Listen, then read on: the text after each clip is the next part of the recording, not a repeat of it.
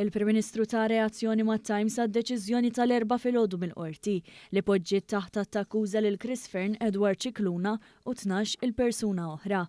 Imbagħad il-Prim Ministru spjega li se jibda proċess ta' ħatra ta' deputati mexxejja għall-affarijiet tal-Parlament u tal-Partit, fejn l-Eżekuttiv tal-Partit Laburista ħa deċiżjoni biex issir votazzjoni nhar 13 u l-14 ta' Settembru, bis-7 ta' Settembru jkun jum dedikat għal votazzjoni bikrija.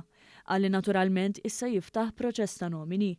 Brabta mad deċiżjoni tal-qorti il-Prim Ministru Roberta Bela saħaq fuq il-preżunzjoni tal-innoċenza li għadha hemm u nnota li d-deċiżjoni tal-qorti ma tfisser l-ebda sejbin taħtija. Il-Prim Ministru spjega li d-deċiżjoni tal-Maġistrat dwar prima facie tiġi anke minn grad baxx ta' raġunijiet ta' prova u mhux fatti, kif fil-fatt semma l-Maġistrat fid-deċiżjoni li tal-4 filgħodu. Il-qorti qalet b'mod ċar ukoll li ma kienet qiegħda tistabbilixxi ebda sejbien taħtija fil-konfront tagħha u dak joħroġ ukoll min natura tad-digrit innifsu prima facie, ġifier mingħajr ma nkun legalistiku żejjed tajjeb illi nispjega li l-grad ta' prova, anzi jaqqas prova, raġunijiet issemmi l-liġi u semmija wkoll il-Maġistrat li tad-deċiżjoni huwa wieħed baxx ħafna. Qaset nitkellmu dwar fatti, jgħidha l-Maġistrat ukoll, qaset nitkellmu dwar provi, imma qed nitkellmu dwar raġunijiet illi għalihom dawk illi kienu il-persuni indizzjati issa huma imsejħin biex joqogħdu għal ġudizzju.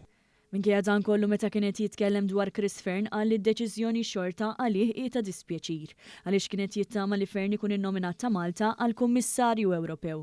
Dr. Bela qal li sal-aħħar ta' din il-ġimgħa se jkun qed iħabbar innominat ta' pajjiżna għal Kummissarju Ewropew. Se nkun qiegħed nibgħat littra lill-President Ursula von der Leyen fil-jiem li ġejjin.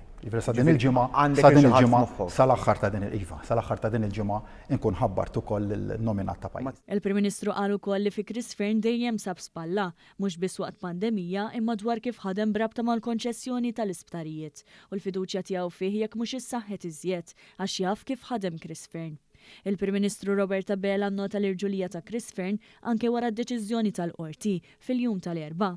Mistoqsi mit-Times dwar ħatri ġodda fil-Kabinett, il-Prim Ministru spjega li dawn dejjem ikunu dettati mill-interess nazzjonali u meta mistoqsi dwar il-Gvernatur tal-Bank Ċentrali, Edward Cicluna, Dr. Bela wieġeb hekk. Bid-deċiżjoni tal-lum qed nitkellmu dwar proċess li jista' jdum xhur jekk mhux snin.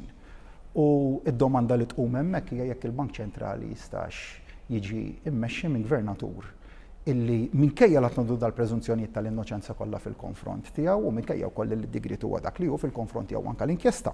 Ġifieri titkellem dwar kuntest tal-involviment jew in-nuqqas ta' involviment tiegħu.